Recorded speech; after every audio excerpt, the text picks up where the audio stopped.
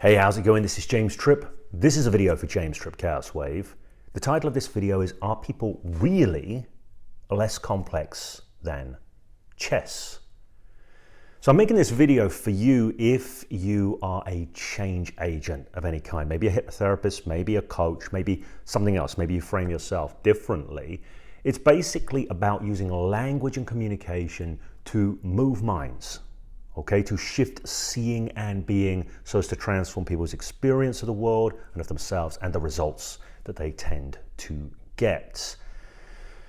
And the metaphor here, this sort of chess metaphor, it comes in because, you know, it relates to another metaphor, which is about becoming a grandmaster of change work, of transformative work. And I'm going to say something at the end of this video, by the way, which you don't have to pay attention to that. I'm going to say something at the end of this video about my forthcoming Hypnosis for Transformation and Empowerment practitioner. But the main bulk of this video, you don't have to be interested in the practitioner training to get value from this, so long as you have an interest in moving minds with language and communication. So what are we talking about here? Are people really less complex than chess? Why would I pose such a question? Well, the reason I pose the question is, whilst I have a broad interest in mind shifting, to the point that I've modeled mind shifters from many, many fields, from coaching, from therapy, from the world of theater direction, all sorts of areas. You know, if I come across somebody who seems to be able to have effective, transformative impact on other human beings, I get curious. I want to model that person, what they're doing. But even though I'm sort of kind of multidisciplinary and I don't sit inside of any school, I am most known in the world as a hypnotist. And there are some things that occur as a result of that. It means I spend a lot of time in the world of hypnosis. And this seems to be quite prevalent in the world of hypnosis. And I'm probably going to get a bunch of thumbs down for saying this, but I'm going to stand on my hill. I'm not saying everybody is coming from this place, but a lot of people are true believers in simple techniques. Okay? And it's almost like they treat human beings as if they're coffee machines. Now, what I mean by that is a coffee machine is a very linear thing. It's a very linear system. It's a machine where when you do the right thing, you punch the right buttons in the right order, the coffee drops down, you get your coffee. And it happens pretty much every time, you know, unless perhaps there are no cups in the machine. So even then, even with a simple linear model, there are still variables. And so many schools out there will promote a method. Well, all you need to do is X, Y, Z, and then you will get your result. Okay, and X, Y, Z will be different depending on the school. So, you know, some schools it might be all you need to do is bang them into trance, give them direct suggestions, and you will. Like as if this happens every single time. Now, a lot of people who work from those sorts of models, they have a very simple technique and they run it the same way every time. They do really great jobs in convincing themselves that this stuff really works and really works all of the time, and that really essentially people are a bit like coffee machines. Okay?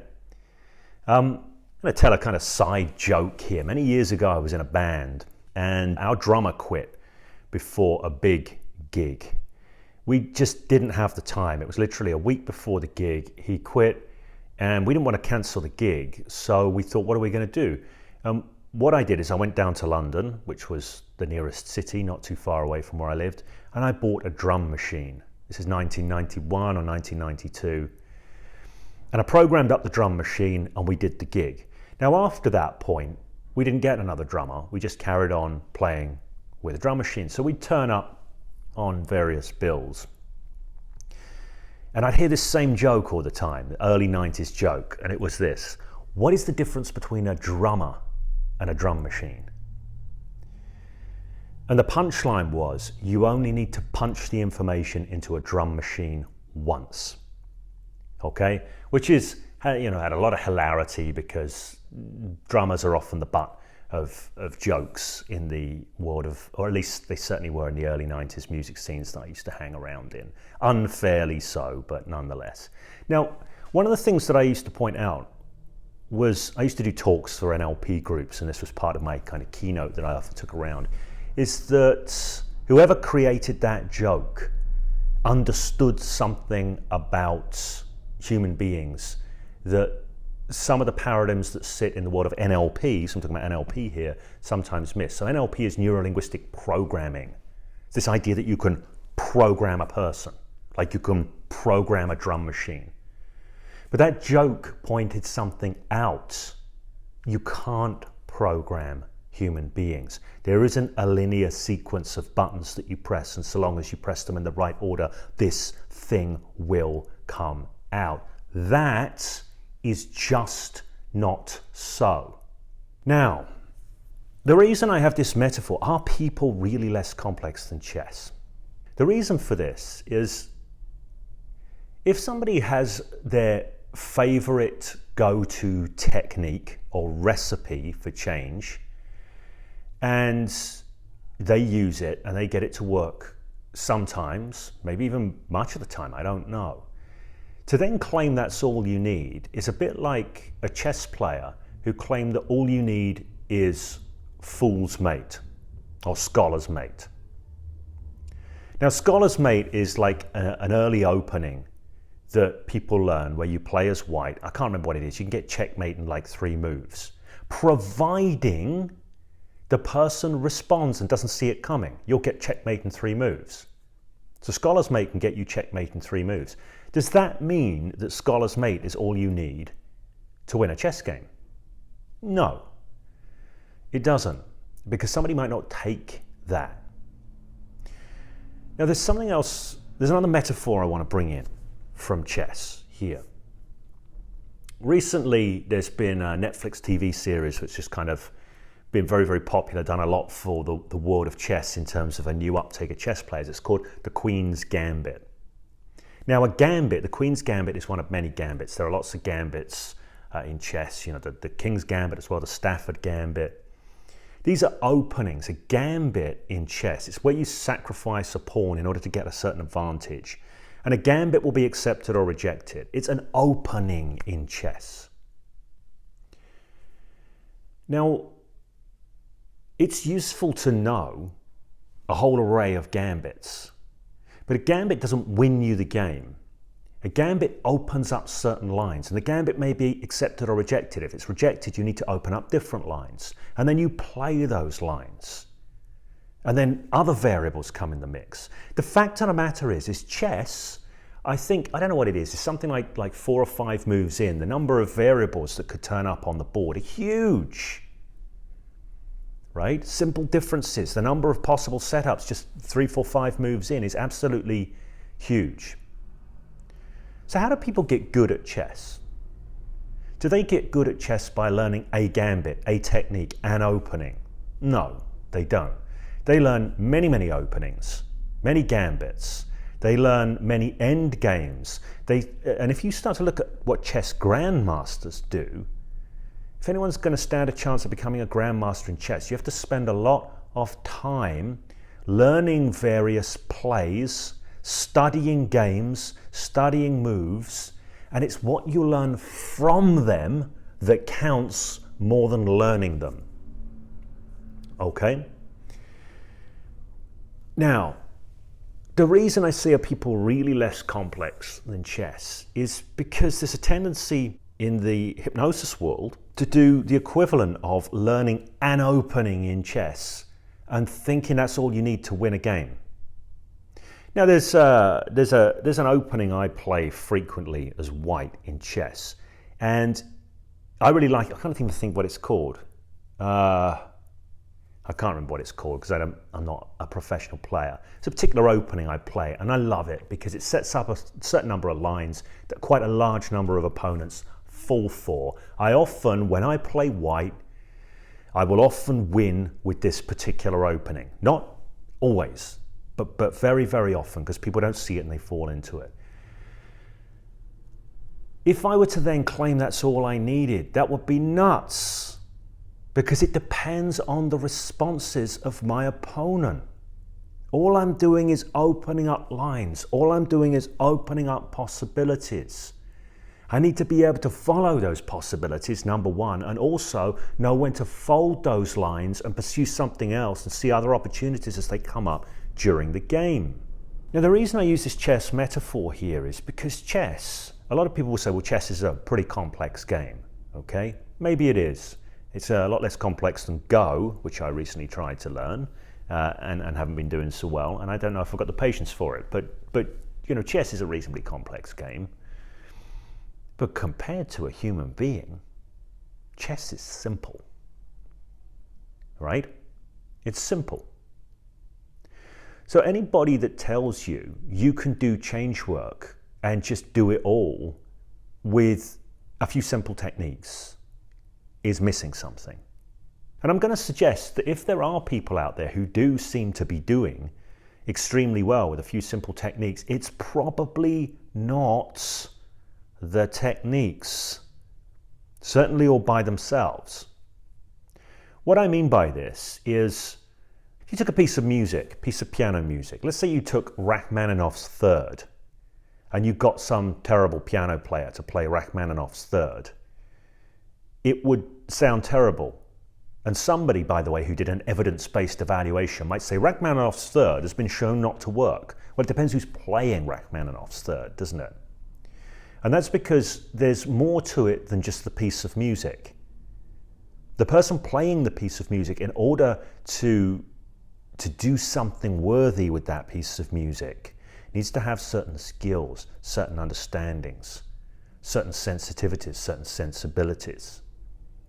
There isn't like a piece of music that's gonna do a job, okay? It's just part of the mix. So you do get people that favor, I mean, I do it, by the way. You know, I'm there, I really love improvisation, adaptation, moving in the moment when I'm doing change work. But that doesn't mean that I'm not gonna use pieces that work, you know, as sort of backbone pieces. Here's another metaphor. I'm coming in thick and fast with the metaphors here. But jazz. If you look at jazz, the way jazz works is there's a lot of improvisation, but there will be improvisation around a structure. So a jazz musician might take a piece of music that pre-exists, but they don't just play it note for note, they improvise around it. So the piece of music they're improvising around becomes almost like the backbone of it, so to speak. It's not the flesh of it, but it's the bones of it. And they improvise the flesh around it. Man, am I mixing metaphors today.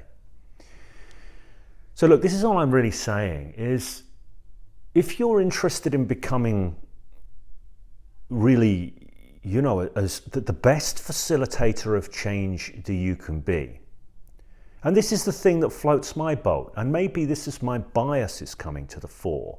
Some people, they just want to be a service provider who sits in an office and says, I do this, so come along and get some of this, right? So I could set myself up as an IEMT practitioner. I'm not knocking IEMT, I'm just picking it as an example, integral eye movement therapy. I could say, I'm an IEMT practitioner, you come and see me, I'll take you through the IEMT process, all right?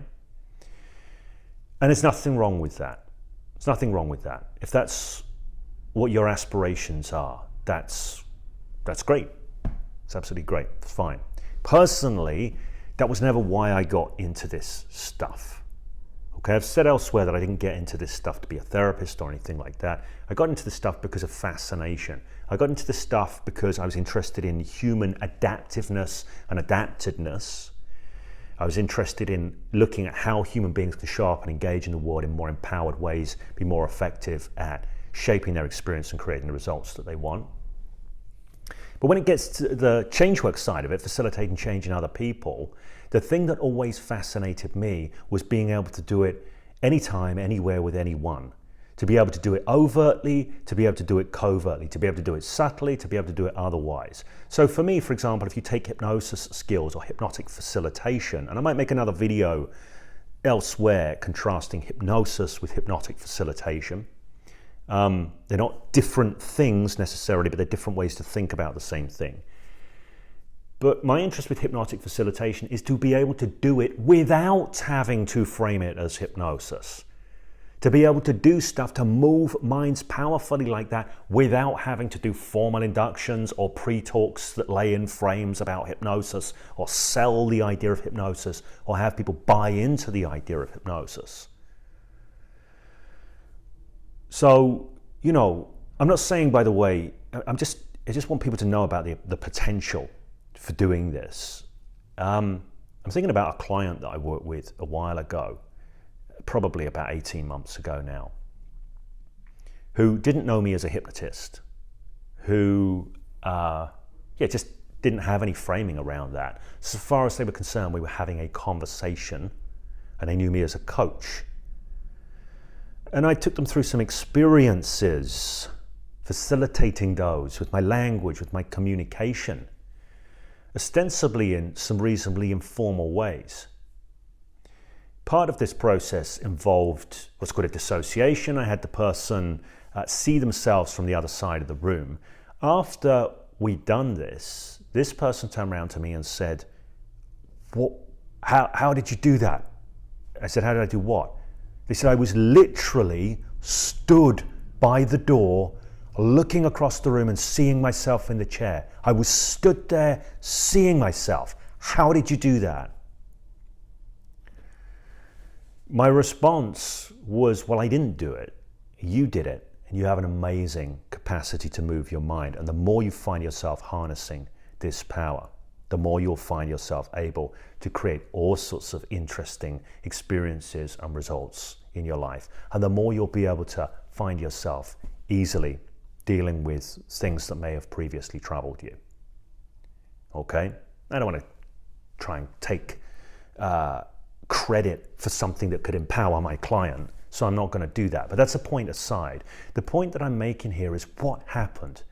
How did a person hallucinate so vividly without any overt hypnosis frames around it, without me doing hypnosis properly or formally? Now, the answer to that isn't as simple as it may seem, because it's actually a combination. It's an emergence. That person's experience of hallucination was not controlled by me. I didn't make them hallucinate. What I did is I played a game of chess, so to speak, to use that metaphor. What I did is I facilitated, I nudged, I moved, I shifted, I played different gambits. I paid attention to feedback. I steered this person into an experience that happened to be extremely vivid. And partly that's down to my skills in doing this, but massively more it's down to this person and what they brought to it. You know? And this is something that gets missed, by the way, a lot in the world of hypnosis, is the idea of coaching the engagement of the client, of being able to pay attention and looking at the quality of engagement. And, oops, let me get rid of that. Hopefully that hasn't disrupted the recording. So yeah, the quality of engagement, being able to coach this.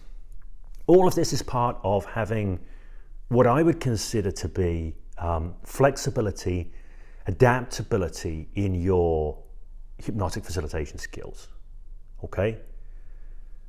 So going back to this original metaphor, chess grandmasters, complexity. When people learn the game of chess, the more they study, the more they understand, the more they extrapolate principles, the better they get. The better they get. And some people get to be the very, very, very best.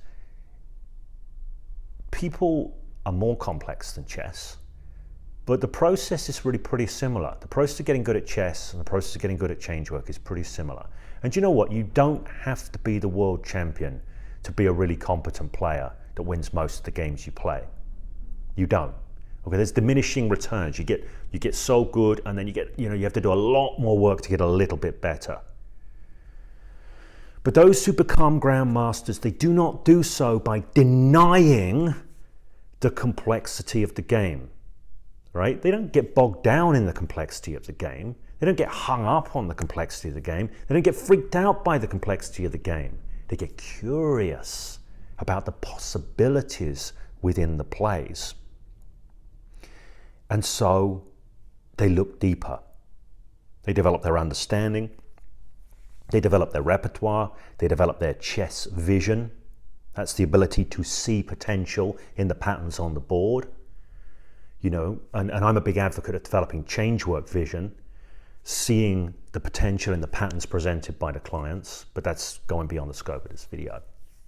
All right, this has been a way longer video than I intended, so I'm not going to say any more on it. I know it's going to annoy some people. I know I'm going to get like a bunch of thumbs down, and that's okay, because the truth of the matter is if people don't resonate with this way of understanding, a way of seeing, then probably I'm not the right person to be paying any attention to anyway. But if you do resonate with this, then we're going to be continuing this conversation. So make sure you subscribe here and hit the thumbs up and all of that kind of goodness. Right, so the Hypnosis for Transformation Empowerment Practitioner, I'm going to say very, very little about, other than the fact that it is beginning in May. It's a 3-month training. It's a small group training. It is focusing on skills, adaptiveness, but also looking at always in everything that we do, completely empowering our clients. The aim with that is to not merely do change work. What I mean by that is if somebody came in and said, I want to stop biting my nails, and you help them stop biting their nails. I'm picking a really super kind of trivial example. So they come in one kind of robot, go out another kind of robot. But does it really increase their adaptiveness in life? Does it really increase their ability to meet novel circumstances? So I was having a conversation with somebody about an hour ago about this, saying like if you take a behavioral modification approach to addiction, you can often get good results for a certain time. But people use addiction, I'm just using this as an example, their addiction is like their safe haven. They withdraw into their addiction when life gets too much, when life gets on top of them, when they feel they can't handle stuff. If you work from an empowerment perspective, what you do is you have people who have a lot more anti-fragility and resilience, a lot more adaptiveness, ability to meet surprising and unusual things in life and create solutions in the moment without kind of needing so much ongoing work. Now, some people might say, well, that's a bad business model as a hypnotherapist, if you were a hypnotherapist, because then people don't need to use your services as much. That's not true. They just move to the next level. So you start to be able to do developmental work rather than simply linear change work. This is running across 3 months. It's an extremely small group that we're running it in. It is not for complete beginners who know nothing.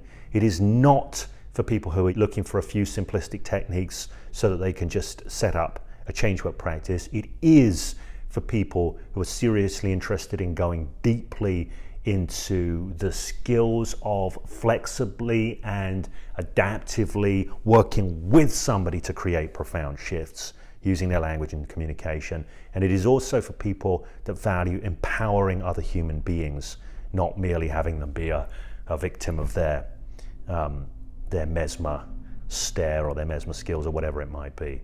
Okay, if that sounds interesting to you, there'll be a link around here somewhere. Aside from that, thank you very much for your time and attention watching this video. If you have any questions, make use of the comments section, and that way this conversation can continue.